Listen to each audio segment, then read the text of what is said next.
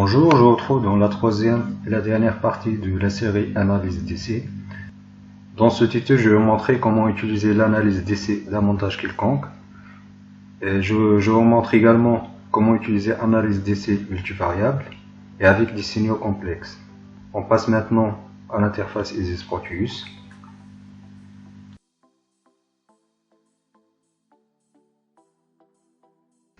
On va passer maintenant au tracé d'un montage.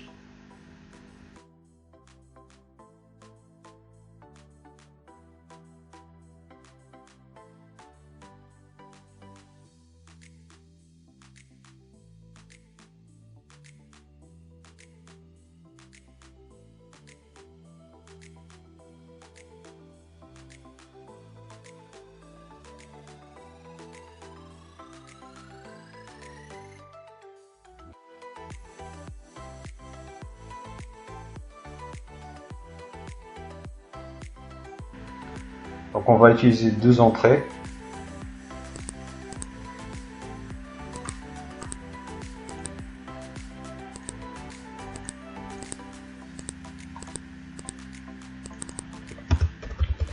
VN1, VN2.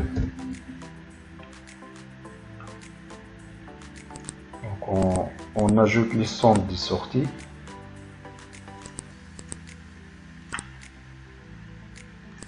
Donc on met une sortie ici, donc Vout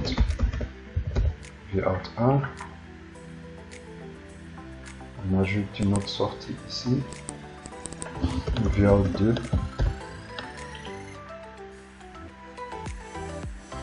Puis la dernière sortie ici, Vout 3.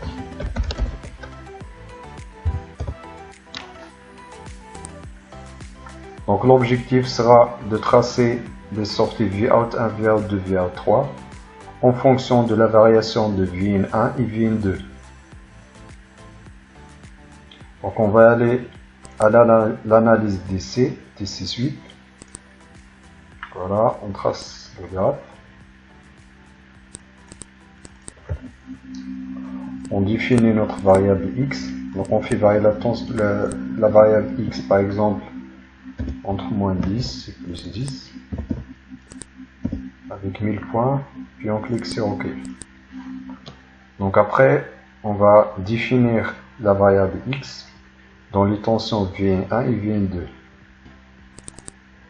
Donc on active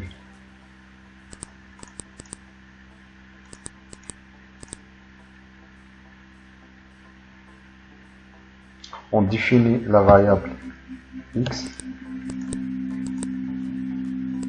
Donc on met x ici. Donc en premier temps, la variation de Vn1 doit être identique à la variation de Vn2. Voilà. Donc on met x.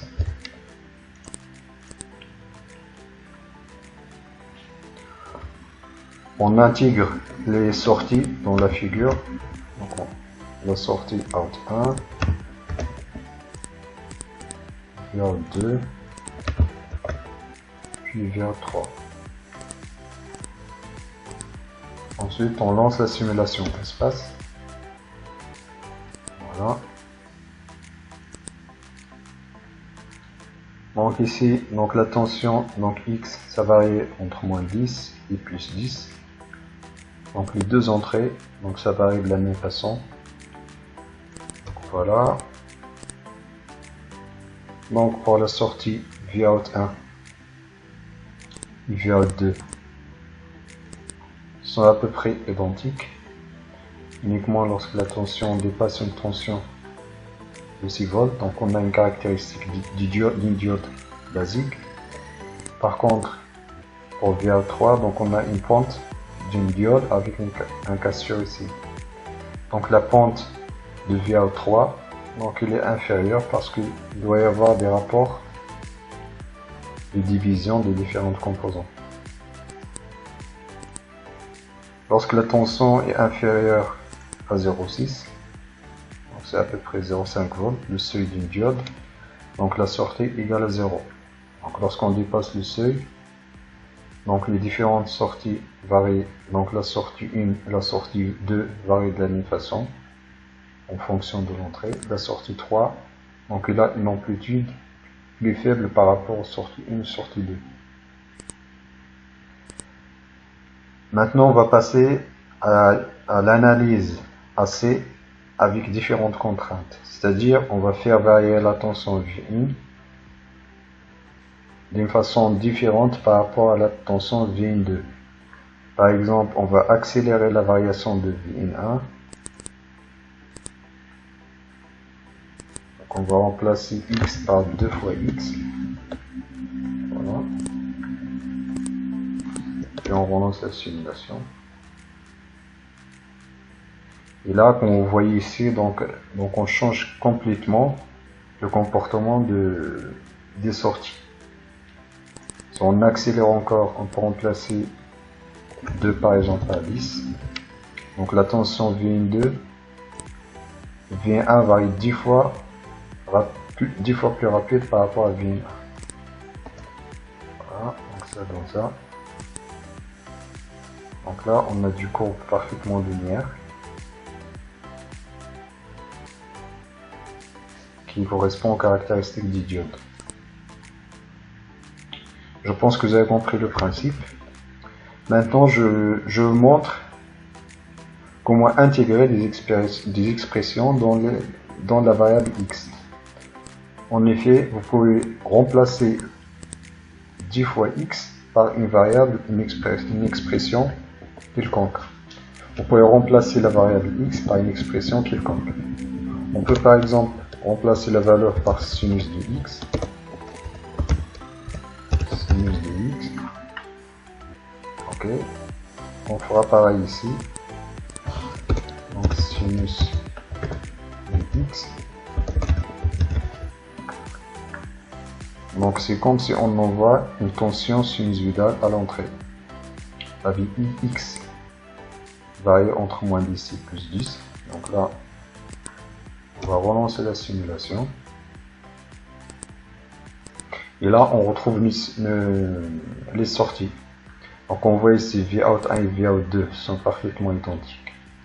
Donc la sortie Vout 3, donc il a une amplitude plus faible. Donc à cause des rapports de division des résistances. Donc voilà. On peut remplacer par exemple Vn1 avec une sinus et Vn2 avec un cosinus. Cos. Ok. Et on relance la simulation. Donc on obtient à peu près donc, le même résultat. Ensuite, on peut par exemple remplacer le Vn2 avec la multiplication d'un cosinus avec un sinus. Donc c'est comme si on multiplie par de la fréquence. On peut multiplier le cosinus fois le cosinus. Puis on clique sur OK. On lance la simulation. Voilà. Vous voyez des petites bosses ici.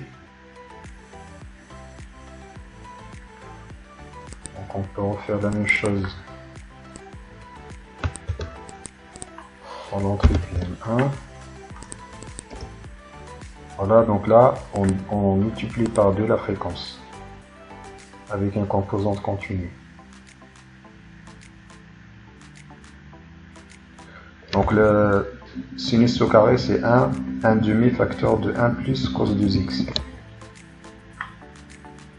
Voilà. On peut remplacer par exemple le signal Vn2 avec un signal modulé. Remplacer cos x facteur de 1 plus 1 plus cos x avec une porteuse multipliée par 10 la fréquence.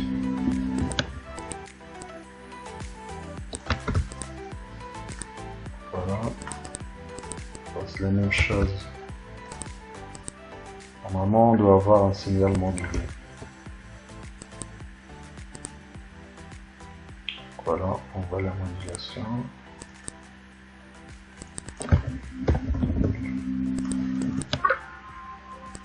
Ok, on relance la simulation. Voilà, donc on a une sorte de modulation.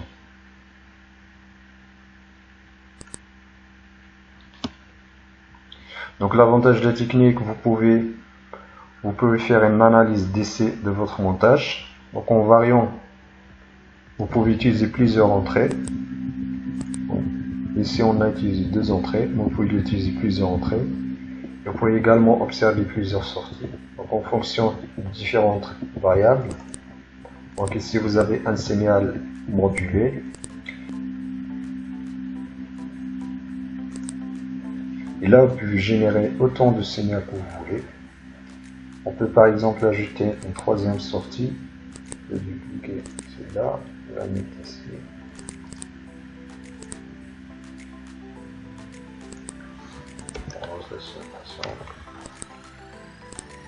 Voilà.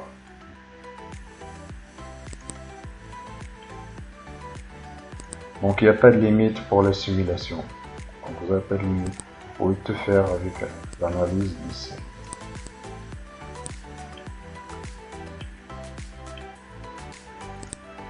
Donc on arrive maintenant à la fin de la série. Je vous retrouve dans la prochaine vidéo. Merci de votre attention.